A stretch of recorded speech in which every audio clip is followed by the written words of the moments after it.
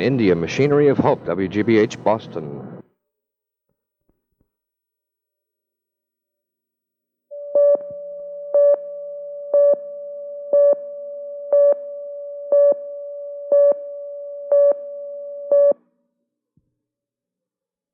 This program was produced by WGBH Boston, which is solely responsible for its content. Major funding for NOVA is provided by this station and by other public television stations. Additional funding is provided by grants from TRW and the National Science Foundation.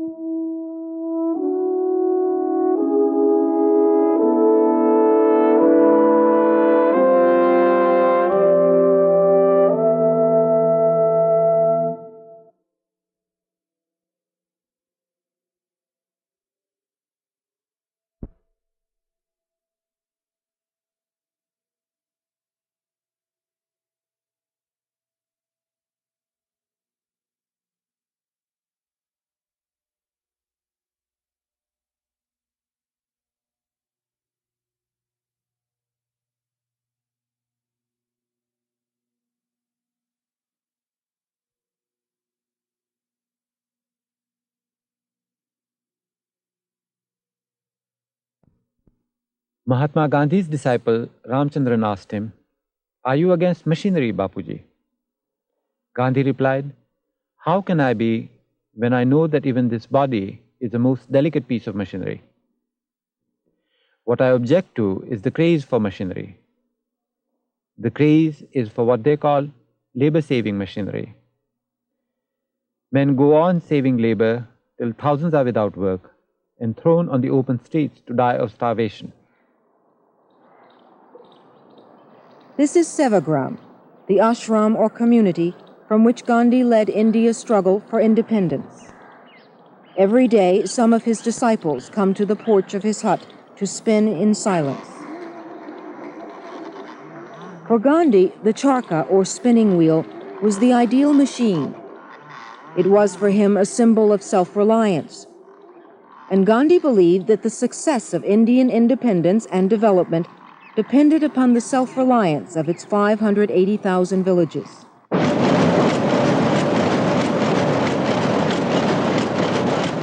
But today, most of India's cloth is spun and woven in large textile mills.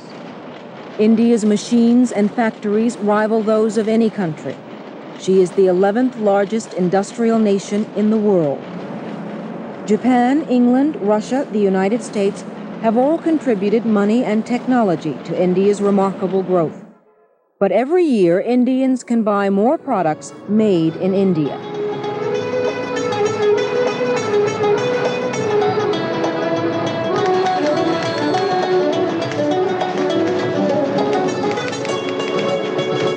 मेरा जूता है जापानी, ये पतलून इंग्लिस्तानी, sir पे लाल टोपी रूसी, फिर भी दिल है हिंदुस्तानी। मेरा जूता है जापानी, ये पतलून इंग्लिस्तानी, सर पे लाल टोपी रूसी, फिर भी दिल है हिंदुस्तानी। मेरा जूता है जापानी। Take this one.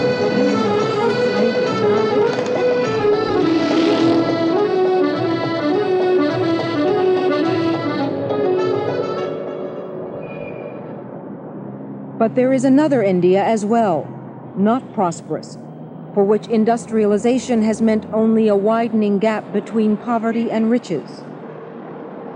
India has more than 650 million people. 40% of them earn less than 25 cents a day. 20 million Indians have no employment. The machinery of modern India has become self-sufficient, but not its people. Since independence, India has pursued a policy of heavy industrialization and the building of cities. But the cities are islands, surrounded by the unsolved problem of extreme unemployment. It's a labor-saving society with 20 million people out of work. Bombay's skyline doesn't look much different from this one, New York City. But a leading Indian scientist, Dr. Amulya Reddy, questions the appropriateness of such a model. What I see around me is the great dream which has mesmerized the decision makers in the developing countries. The skyscrapers, the automobiles, the stores, and the whole infrastructure of industrialization upon which this has been based. And what these decision makers have tried to do over the past 25 years or 30 years is to replicate this pattern of development. But I wonder whether what they've attempted to do and what has succeeded to very limited extents in limited pockets in the cities of the developing world have any relevance to the poorest sections of humanity who are located there. The economic and industrial policies of the last 25 years culminated in crisis in June 1975. Indira Gandhi, then Prime Minister of India, but no relation to Mahatma Gandhi, declared a state of emergency in an attempt to deal with the inflation, poverty, unemployment, and the constantly increasing number of people in the world's already most densely populated country. However, after 2 years, members of Mrs. Gandhi's own party felt the results did not justify the means. Thousands of political opponents had been jailed. There had been attempts at forced sterilization of the peasants and urban poor. Slums were destroyed without plans for the future of their residents, and news was censored. With unrest again growing in her own party, Mrs. Gandhi moved to consolidate her power once and for all by suddenly declaring elections. The result? A strong vote for a complete change in policy and leadership, a change which was led by the most beloved Gandhian today, Jayaprakash Narayan. Narayan, who died recently, gathered together several political parties and united them by their mutual hostility toward the emergency. He called for a return to the Gandhian beliefs which had been so successful in helping to win independence. Morarji Desai, prominent in Indian politics since independence and jailed by Mrs. Gandhi during the emergency, won the election to become leader of the newly formed Janata Party. We belong to 5-6 different bodies, group political parties, and they had different programs, and they are warring people, but they have all agreed on one program, which is the Gandhian program, and the Gandhian method. The Gandhian method means the means that you use for whatever you do must be pure. Now, purity consists in truth, and it consists in not harming another people for your benefit. That is the meaning of pure means, and that is the basis on which our whole program is based. Perhaps Mrs. Gandhi's most outspoken opponent during the emergency was George Fernandez, a powerful union leader. He was elected to Parliament from his jail cell and became the Janata Party's Minister of Industry. And so the new thrust that was introduced last year, when we decided that we shall move away from the capital intensive to the labor intensive, from the centralized to the decentralized, and from the urban to the rural.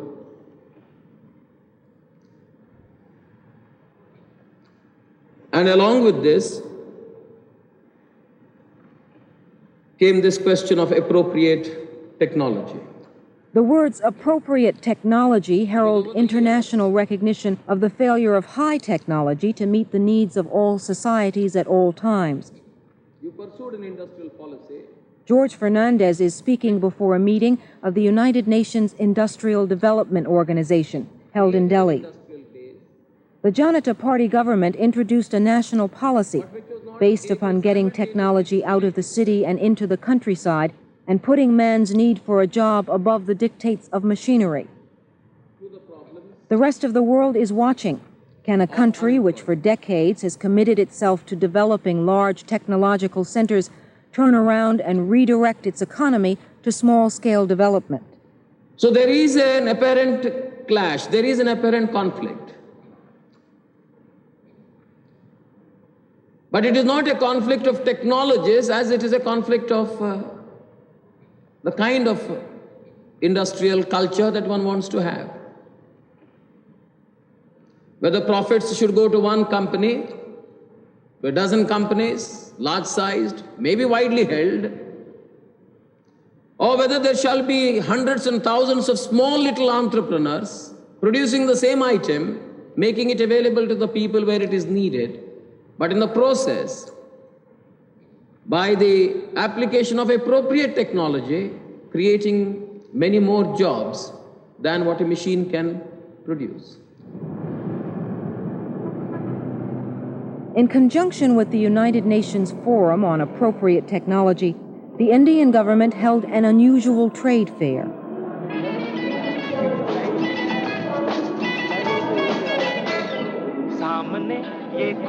The idea was to show how many modern products can be made in small, decentralized factories using assembly line labor. That's how at least some parts of each of these goods are made. Millions of people visited the pavilions, which house exhibits from the 22 states of India. The government's most recent 5-year plan projects the transfer of 500 products from large to small-scale factory units using fewer machines and more workers. From the point of view of happiness of man, who must be the main aim of all things that you do, it is that which is more useful, and therefore it is a happy blending of the heavy industries, the medium industries, small-scale industries, and the cottage industries that we are attempting. It's not exclusively small-scale industries only which we are paying, because without heavy industries, modern life cannot be maintained. You can't have railways, you can't have electricity, you can't have transport, you can't have communication. They depend only on heavy industries. Metals, all these require heavy industries. But that doesn't solve the problem of human needs. If you mean to find the jobs to those who must be provided with jobs, and not in 10-year and 20-year frames or on a long-term basis, but here and now, then we are confronted with the problem of 40 million unemployed, who are just there, apart from a large number of underemployed. You're also faced with the problem of about 6 million people who come into the employment market every year. And it is only the development of a technology that is appropriate to meet the needs of these people, in other words, creating jobs for them, that is relevant for us. To employ one person in a big industry, you require an investment of 25,000 rupees, 250,000 rupees per person. And in a small industry of this conception, it requires only 500 to 5,000. So in the same capital, you can employ 10 times the people.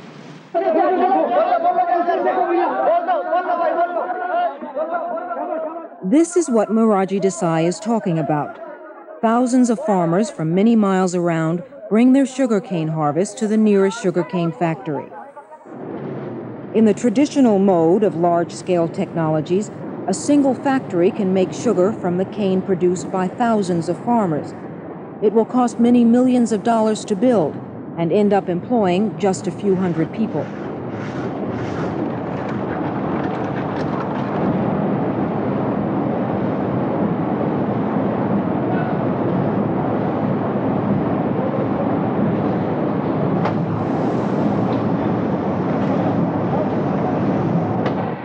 This is also a sugar factory.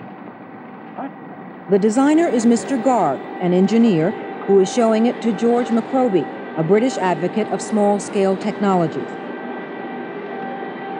Mr. Garg's so-called mini-factories are in fact world-renowned.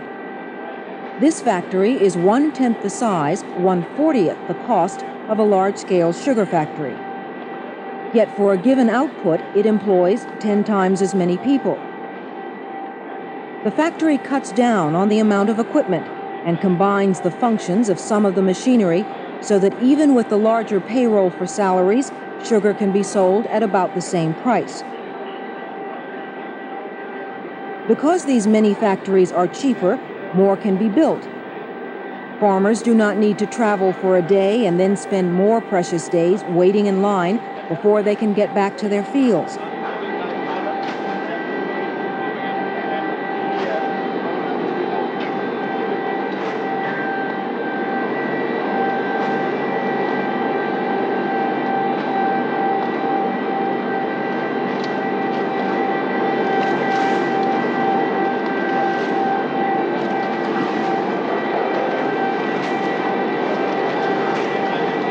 Mr. Garg has developed a similar technology for cement plants, but these have not fared as well.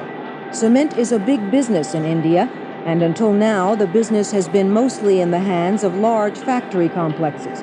George Fernandez explains.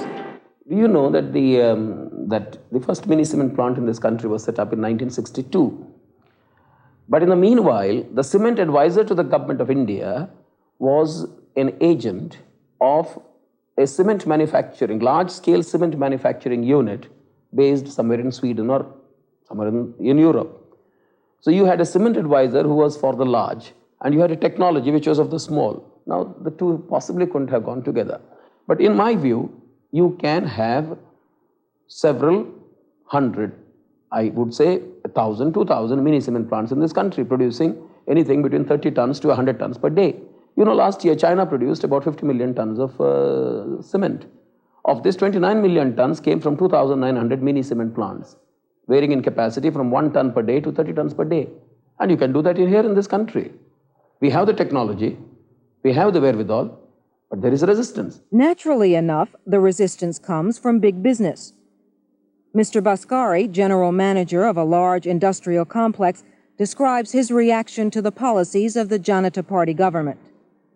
Well, I feel that if the present policy, which I think is dictated more on political considerations rather than on economic considerations, continues for any length of time, it would be headed towards bankruptcy.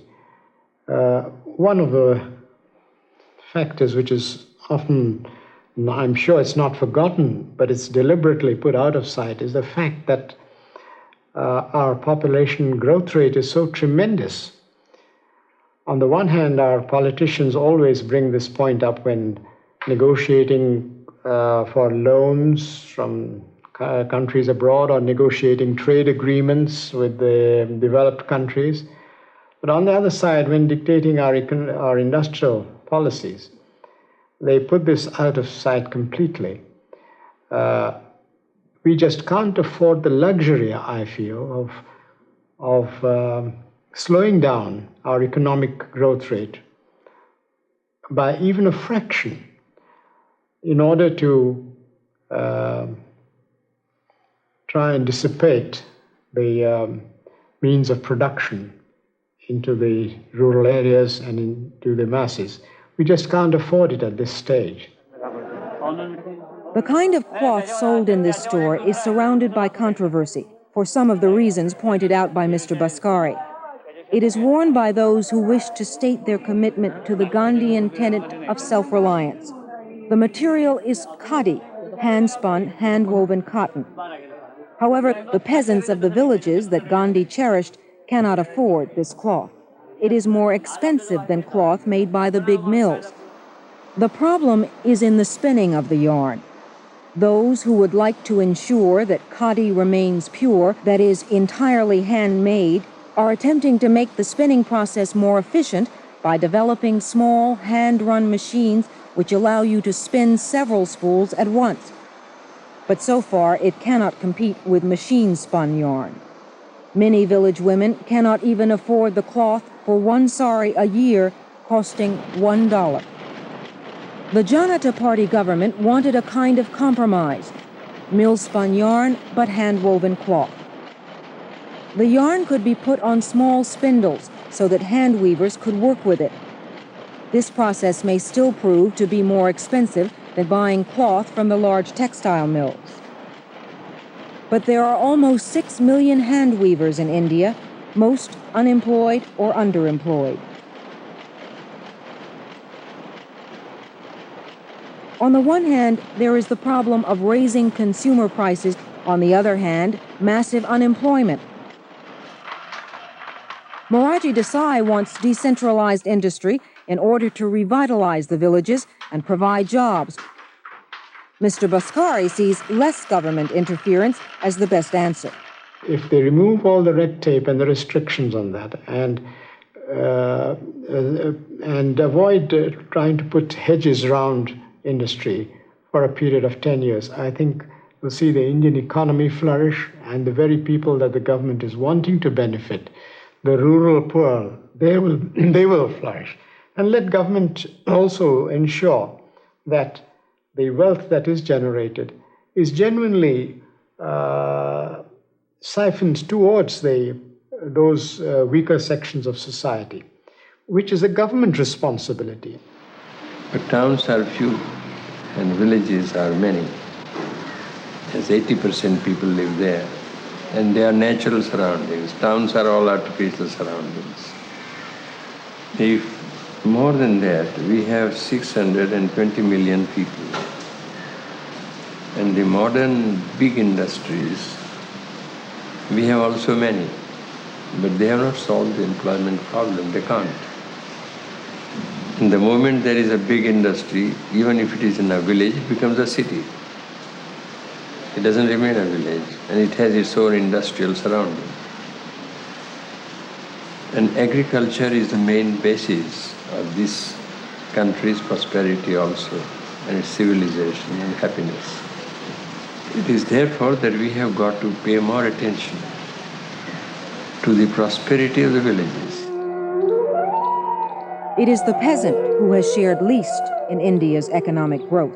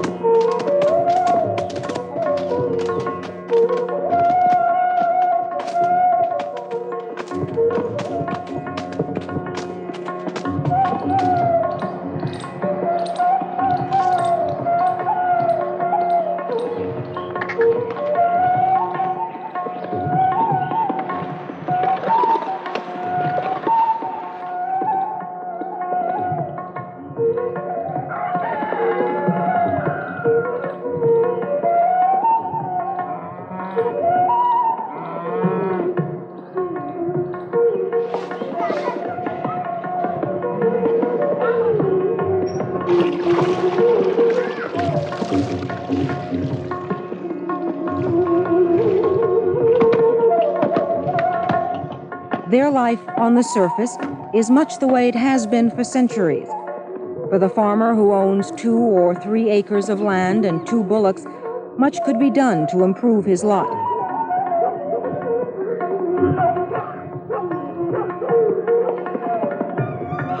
For the leather worker, the potter, and the cloth maker, there is less work than before, as more factories produce goods in the cities and market them throughout the towns and villages. Every village in India has a potter, maybe 2 potters. Now you set up factories that produced plastic tumblers and glass tumblers and chinaware and whatnot. In the process, you denied to the poor potter his job in the village without creating an alternative job for him. Now what you should have done was, even when you went into the core sector, you should have had a blend where it would have been possible for you to utilize the services of the potter. When you went in to produce shoes, let us say, with the use of machines, you should have also had a blend where it was possible for you to provide jobs to the village cobbler. So this is where things went wrong.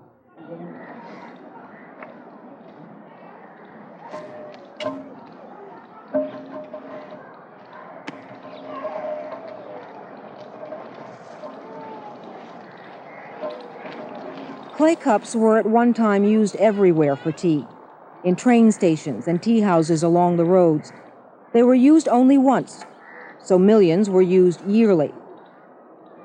Now plastic cups are used. If the government could reinstitute the use of these clay cups in all railroad stations, there would be an enormous increase in work for local potters. Once work is available, methods can be improved.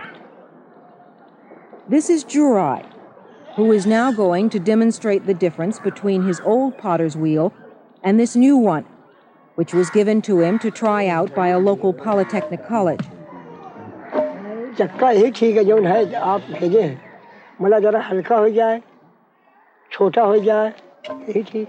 The new wheel, says Jurai, has a firm base, which means that it spins more evenly and for a longer time.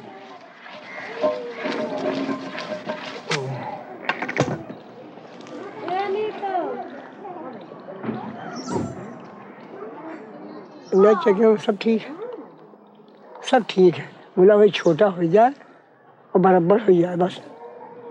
But it's also uncomfortable to use because the base should be set into the ground.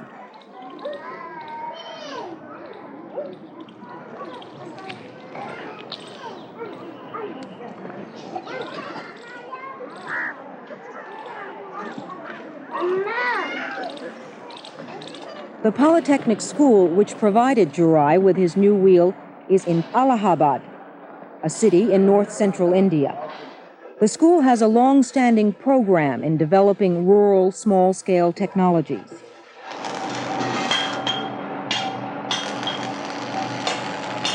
They have been successful in selling small-scale agricultural and craft implements to hundreds of villagers in their area.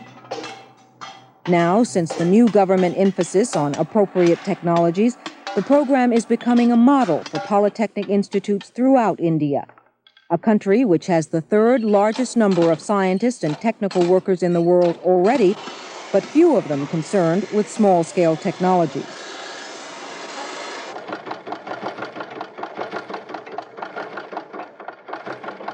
The Polytechnic loans people the money to buy equipment.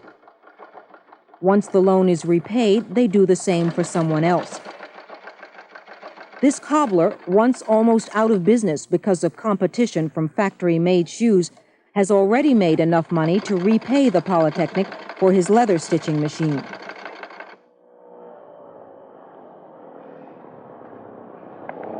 The Polytechnic, with some seed money from a German foundation called Bread for the World, has started a program called Integrated Village and Rural Development. The advisor, on leave from Xerox Corporation, is Abhay Bhushan. He grew up near these villages and has come back to work with the Polytechnic's program. In just a few months, he has started projects in 30 villages. He is on his way to visit Sunderlal, who has started a bicycle shop here by the side of the road.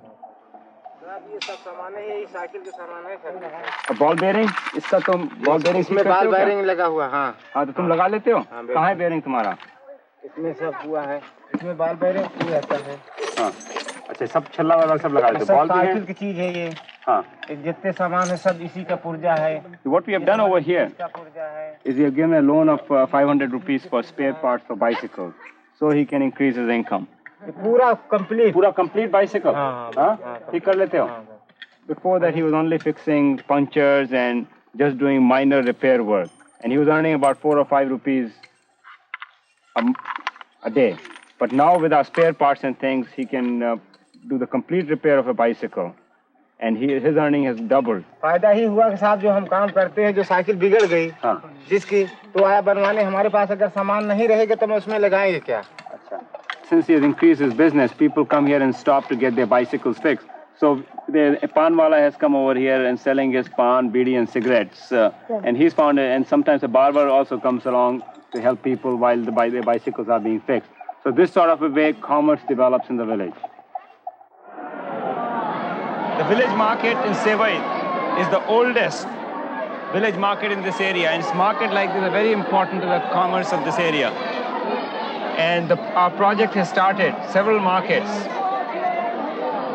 that in several other villages that are bi-weekly markets and that are really helping the whole commerce. ₹1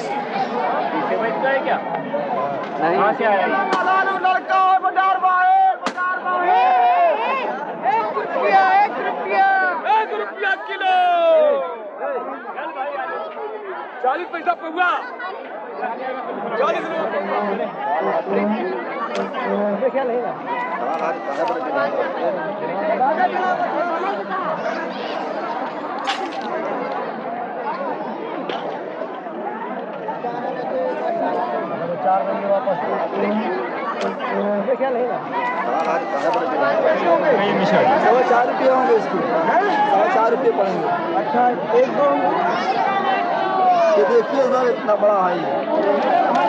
Now this particular gamcha, which is a traditional cloth that people use, has been made at our handloom center and is now being sold in the village market.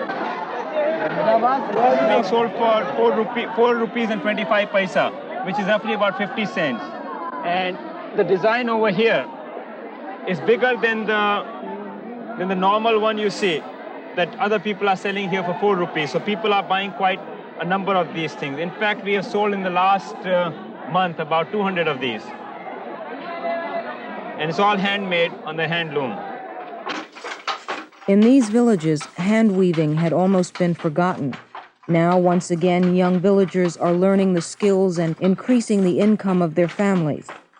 A fully trained weaver whose family earned about $25 a month has been able to double that amount. This handloom center was built in a village of untouchables. Gandhi called them Harijans, children of God. Indian society is composed of castes or classes of people. Harijans are below even the lowest caste. They have been called untouchables because no other Indian should be touched by them. If this were to happen, the person touched would have to go through ritual cleansings to regain his purity.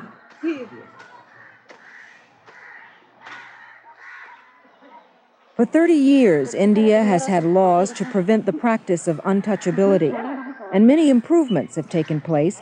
In fact, the Minister of Defense in the last government was a Harijan. But Harijans still live in separate villages and may be prevented from drawing water from the well of non-Harijans or from walking across their land.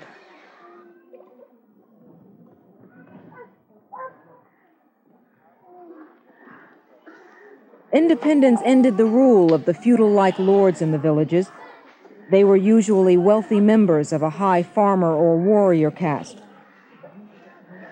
They built town walls, man-made lakes, wells, and temples. They were judge and jury, protector and punisher.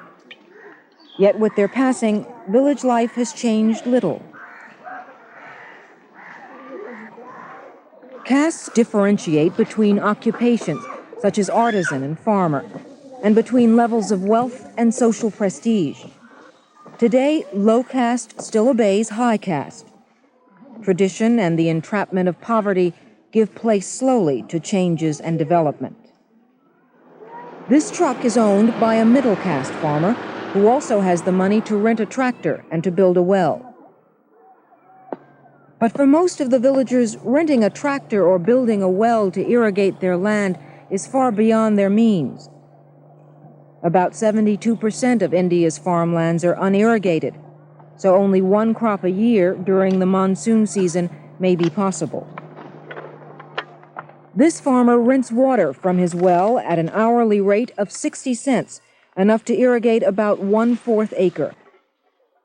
The average landholding is about 1 1/2 acres, so a relatively small amount of water and money is all that's necessary to grow 1 or 2 extra crops a year. But even so, the money to buy water is out of the reach of many farmers.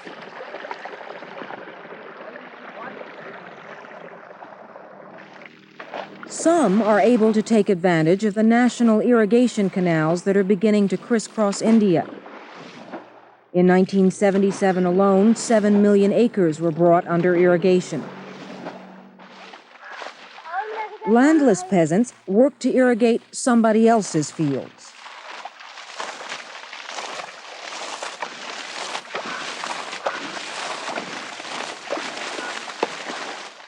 This farmer is not landless, but both because of a firm faith in the traditional way of doing things and because of a lack of money, he is not benefiting from the introduction of small-scale technologies into his community. Over here, this is one of the traditional farmers who has 2 or 3 acres of land, but he did not convert to modern methods of irrigation with tube well irrigation or using fertilizers or using pest control or modern methods. So what's happening is that he's not able to earn as much, and what this results in, he's not able to make more crops per year. And some of his land, he's not able to sow at all in the crop season. इसके लिए पैसा नहीं था और फिर दोबारा सोचा कि इसको लगा दो, आपसे आप तो पड़ती है, इसमें पैसा लगा दिया है ढूंढ के, इसमें नहीं जुआ. What is a shortage of capital? One field he has been able to convert, putting his money in this potato sowing in this other field. But the rest of them, he has not been able to get the money and the resources to convert to modern methods. अब पिछले साल में साहब season में कितना हुआ एक season में? आपकी सीजन में क्यों आगे वाले सीजन में? पिछले वाले सीजन में. पिछले वाले सीजन में साहब मजे हो ही रहा मगर. He earned about 500 rupees in a season, so which is about 3 months or 4 months growing season. So that means he earns less than 2,000 rupees a year. एक बीघा आलू बोरे 500 रुपया हमने. And the major this thing is sometimes price goes down and sometimes the crop failure. Or his production in paddy, for example, was 1/3 the average for the land. He only earned 15 boris on the land. Other people earn 50. They produce 50 boris or 50 bags.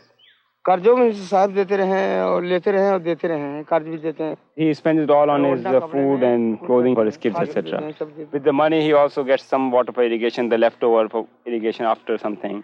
And he also takes loans and then he repays the loans. But he's not able to quite get enough. अरे 100-200 रुपया हो गया. He says he only has 100-200 rupees with a local money lender. But he has not taken any other loans. उस loan से आपका फायदा हुआ था? हाँ साहब कुछ फायदा जरूर. क्या फायदा हुआ था? फायदा ये है साहब. Several years ago, he had taken a loan for 2 years from the State Bank for 1,200 rupees to repay the local money lender. So he really did not have any of that loan to spend in his crops, just paying the local money lender who charges exorbitant interest rates.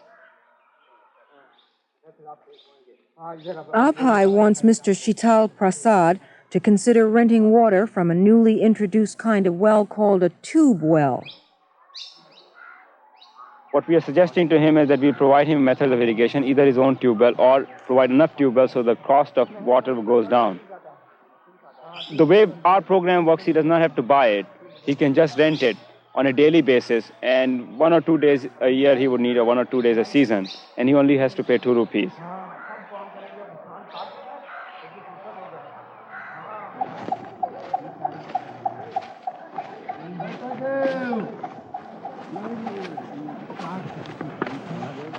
Tube wells are perhaps the most encouraging way of getting water to farmers in the near future.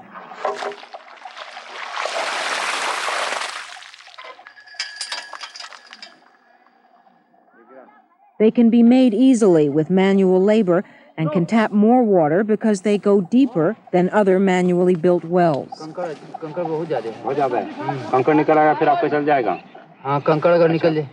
What I'm talking about is the tube well boring over here. This process has been done by hand. In fact, we have first dug a well about 27-30 feet deep from the surface, and this was entirely done by hand. After that, we have bored a tube well 4-inch diameter and turned it by hand with an auger. A few people sitting down there at this level and turning with the auger. And we have gone down to a total depth of about 85 feet. Total depth from the surface to down here. And we found water at about 35 feet or 40 feet, somewhere down here. And now what we are doing is cleaning this up so a cavity would form over here. And if the cavity forms well over here, we might leave it as it is. But very often this layer of water, the first layer, is not very good. So we have to go down to the second layer of water, another 50 feet down, and then get the water from the second layer. The difference is an ordinary well is dug all the way down to the complete depth. This one, you just take a 4-inch pipe and then you pump. You have to use some sort of a pumping mechanism to get the water out. In the ordinary well, you can use a bucket or you can use any of the traditional methods. But in tube well, you must have a pump.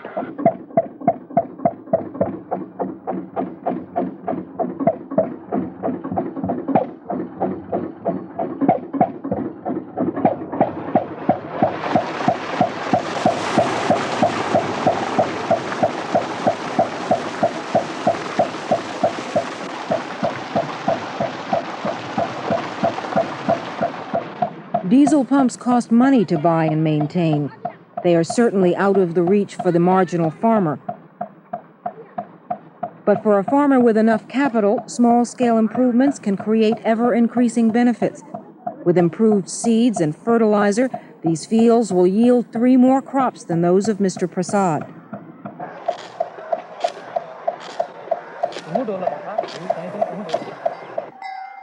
Cows are also essential, as they provide the potential source of fertilizer.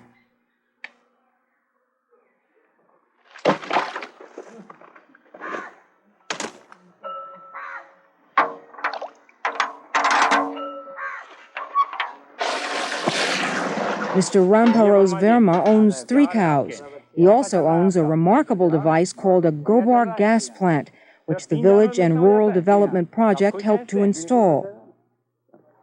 What I asked this Mr. Ramparos Verma, who is a progressive farmer of this village, he has recently installed a gobar gas plant. He has 3 animals, and this is enough to provide gas for all his cooking and all his lighting. In addition, he gets improved manure over here, which is very good for the fields. And he's very happy with this plant. This is one of our major objectives, is to provide such plants in the villages. We get about 20 or 30 orders per month. The way it works is you put cow dung in the input tank. It goes inside the gobar gas plant where it ferments, and in a few days, the gas starts coming up. And the gas collects inside this holder over here. And the output is processed slurry, which is improved manure. It is twice as rich in nitrogen as ordinary manure in an open pit. The gas that's produced over is trapped inside this drum, and then it comes through this particular pipe into a trap, which traps all the moisture in the gas, and then it goes directly into his kitchen.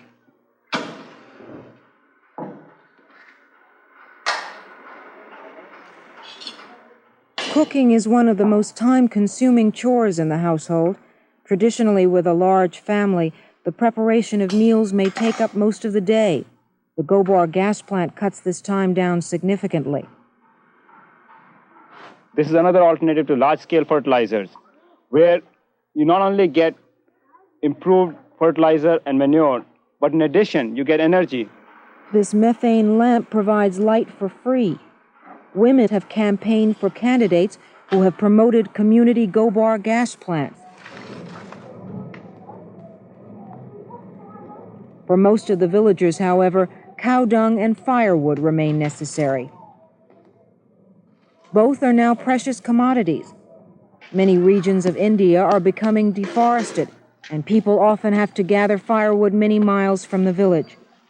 Women and children spend hours collecting cow dung and making paddies, a source of good fertilizer that never gets used. But the existence of gobar gas plants has created a problem for some. Poor farmers who have no bullocks are less likely than ever to find cow dung free for the taking. India's small farmers are making gains at the expense of its truly impoverished peasants.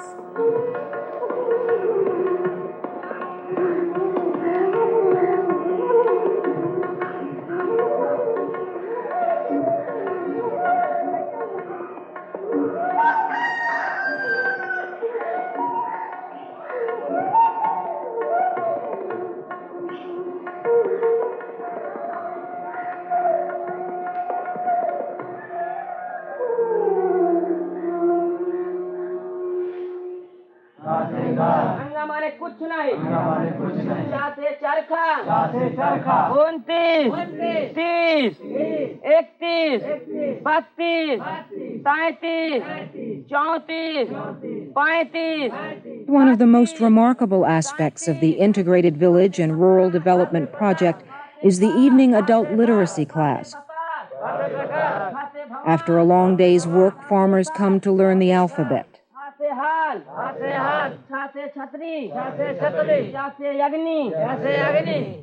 बीच में सिंह साहब आए हुए हैं, कुछ आपके सामान्य ज्ञान के बारे में कुछ बताएंगे. There are also guest speakers from the nearby colleges to give agricultural advice. ऐसा है कि मैं थोड़ा सा गेहूं के बारे में आप लोगों को यह बताना चाहता हूं कि किस तरह से गेहूं की खेती करें कि अच्छी उपज हो. जमीन जो है, मिट्टी का शोधन होना चाहिए. उसके लिए हेप्टाक्लोर नाम की एक दवा आती है, जिसको मिलाने से उसमें पहले से जो मौजूद कीड़े, दीमक इत्यादि या तरह तरह के कीड़े रहते हैं, वे मर जाते हैं. इसके लिए गेहूं हम पहले नई वैरायटियों जैसे कि उन्नतशील जात के गेहूं हैं। इस समय RR21 करबै गौना के सुधार दल के नेता बन के, करबै गौना के सुधार दल के नेता बन के, करबै गौना के सुधार के नेता बन के, नहीं ना करबै कार दल के नेता बन के, दल के नेता बन के, दल के नेता बन के,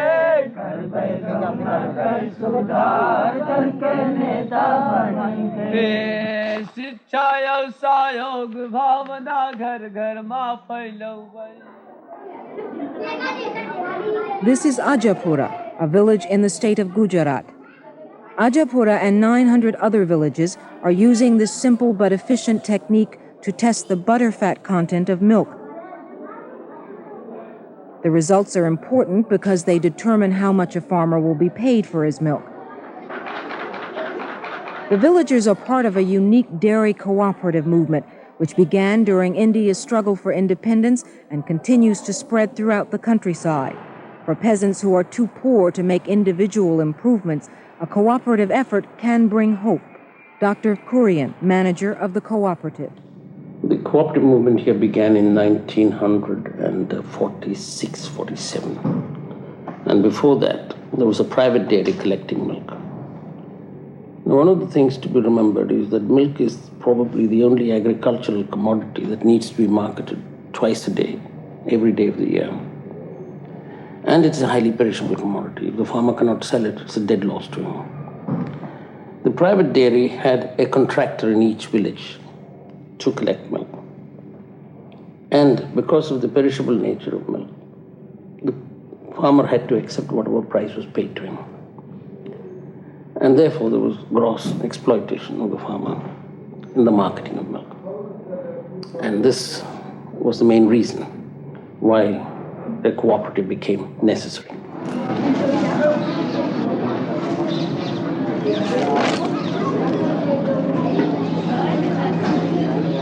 When you go to the villages, you will find that 250,000 farmers are standing in line twice a day, every day of the year, to deliver their milk at 900 milk collecting centers. Now you will also find that in this line, they stand irrespective of sex, irrespective of caste. This may not be very obvious to you, but to us it took us several years to get this done. And in the line you will see what is referred to as a Harijan, an untouchable. You will also see a high caste Hindu who is a Brahmin. You will see a Muslim. And they stand in line irrespective of the caste, irrespective of their religion, in the order in which they come. What does it do to a Harijan to stand in front of a high caste Brahmin because he came early? And this he has to do twice a day, every day of the year. What does it do to a high caste to stand behind an untouchable twice a day, every day of the year? Is it only orderly milk collection? Is it not a blow at the caste system? The cooperative movement here in milk has enabled them to double their income, because each farmer here has approximately 1.7 buffaloes, and that is all. They are all small farmers. Most of them are marginal farmers, and many are landless laborers. The well-to-do farmers are hardly 5% of our membership. Now it is found that when farmers market their milk cooperatively, they get about double what they used to get before. Not only because exploitation of the farmers is removed, but also because the yields have gone up thanks to better feeding, better breeding, better management of cattle, all of which are taught to the farmers by extension workers employed by the cooperative.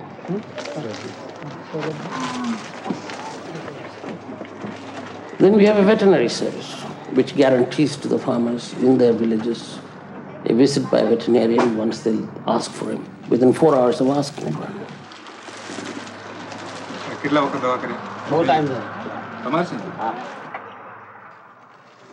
It's the most elaborate system of veterinary care in the country.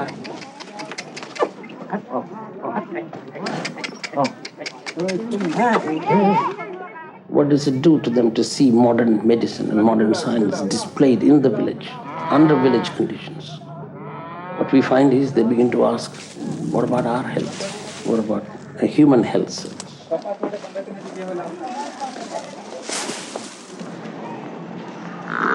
The role of women in these villages has been especially enhanced by the cooperative movement, since it is the women who usually are charged with the milking and care of the cows.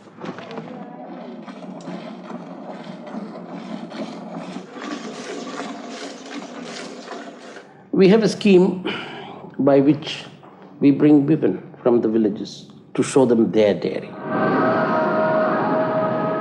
What does it do to them to come into Anand, walk into the dairy, and to see the magnificent buildings as they think, the gleaming stainless steel, and to believe they own a bit of it, they have some say in the running of it, and above all, they have a share in the profits of it.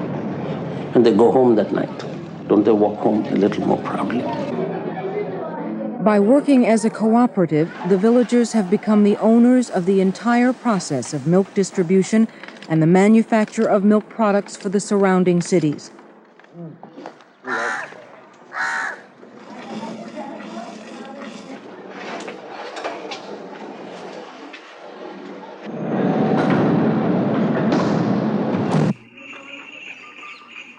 In every field of agricultural production, I believe the time has come when the means of processing and marketing farmer produce should be in farmers' own hands. Not in the hands of government, not in the hands of private trade, but increasingly in the hands of farmers' own hands, so that he can truly develop, because true development is development of man. And in a country of 75% farmers, it must mean the development of farmers.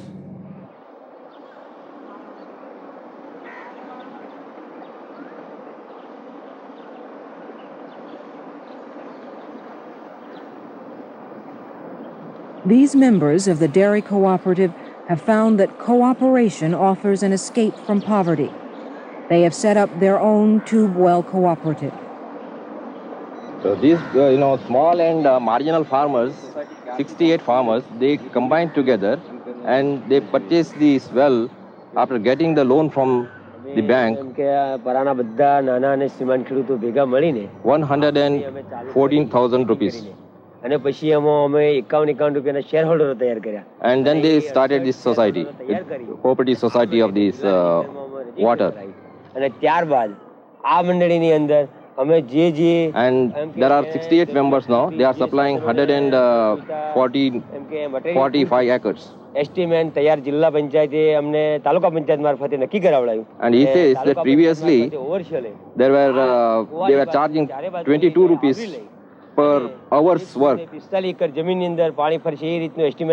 And now it is being charged only 7 rupees and 50 paisa only. અને 1,14,000 estimate પેટે તાલુકા પંચાયતે અમને 57,000 રૂપિયા subsidy આપવાની નક્કી કરી. Are these people members of the dairy cooperative? આ જો સભાસદો છે એ ડેરી કોઓપરેટિવના પણ મેમ્બરો છે. હા. They are the members of the cooperative society, milk cooperative society. Has that increased their income? A member થયા પછી એ સોસાયટીમાં તમારે જો લાભમાં વધારે થયું છે એમાંથી તમારે કેટલું લાભ વધારે થયું? કોઓપરેટિવ એમ કે દૂધની સોસાયટી ચાલુ થતો. After forming the cooperative milk society also those people are very much benefited. સારા પ્રમાણમાં પૈસા મળતા થયા. Because previously they were getting very less milk from the middleman. Now they are getting very good profit. That is what the people say. Is there anything else they would like to tell us about? I mean, those are all the questions I have. તમારે આ સોસાયટીના બાબતમાં તમને બીજું કશું કહેવા જેવું બાબતો હોય તમે કહી શકાય. આ સોસાયટી માટે અમારે હજુ ઘણી મુશ્કેલીઓ બીજી દેખાય છે. Now these people want to form the cooperative society of the tractors. મુશ્કેલીઓ છે ખેડવા માટેના જો એમ કે મોટા લોકો જે ટ્રેક્ટરનો ખેડે છે. For field work, these tractors are kept by the landlords and they are just getting the benefits out of that. અને ખેડૂતોને સારા દામે અમે ઉત્પન્ન કરી શકે. So that all these small farmers, they will be benefited out of that cooperative society. Tractor લાવવાની પણ અમારી હજુ એમ કે ધારણા ચાલુ રહી છે. Now, this is not merely a task of creating jobs. This is not merely a question of technology. This is also a question of the kind of social and economic order that you are going to have.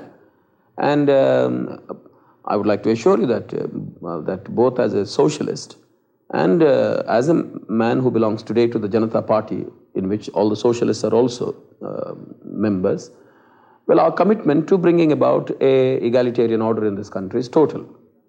Ultimately, it is not enough for a convinced socialist or for a few committed people somewhere to talk about the revolt of the masses. The masses can revolt, the masses can stand on their own when they have the physical and the mental stamina to do that. In our country, they have been denied that. And the whole thrust into the rural areas is also helping you. It's providing you with an infrastructure to bring about the kind of change that you're talking about, and to which all of us are committed.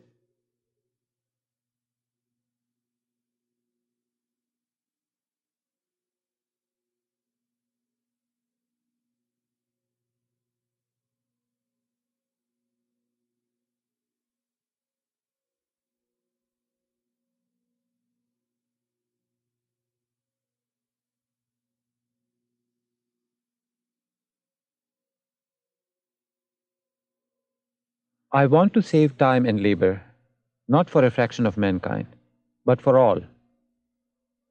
I want the concentration of wealth, not in the hands of a few, but in the hands of all. Today, machinery merely helps a few to ride on the backs of millions. The impetus behind it all is not the philanthropy to save labor, but greed. It is against this constitution of things that I am fighting with all my might.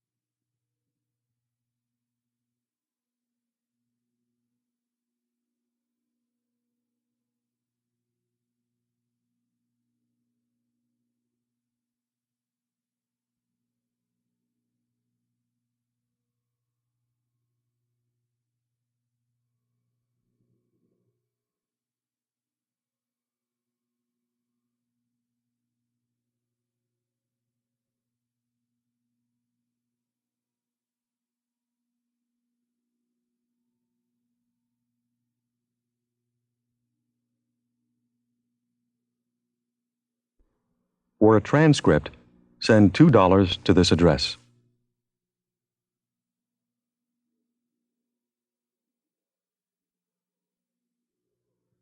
This program was produced by WGBH Boston, which is solely responsible for its content. Major funding for NOVA is provided by this station and by other public television stations. Additional funding is provided by grants from TRW and the National Science Foundation.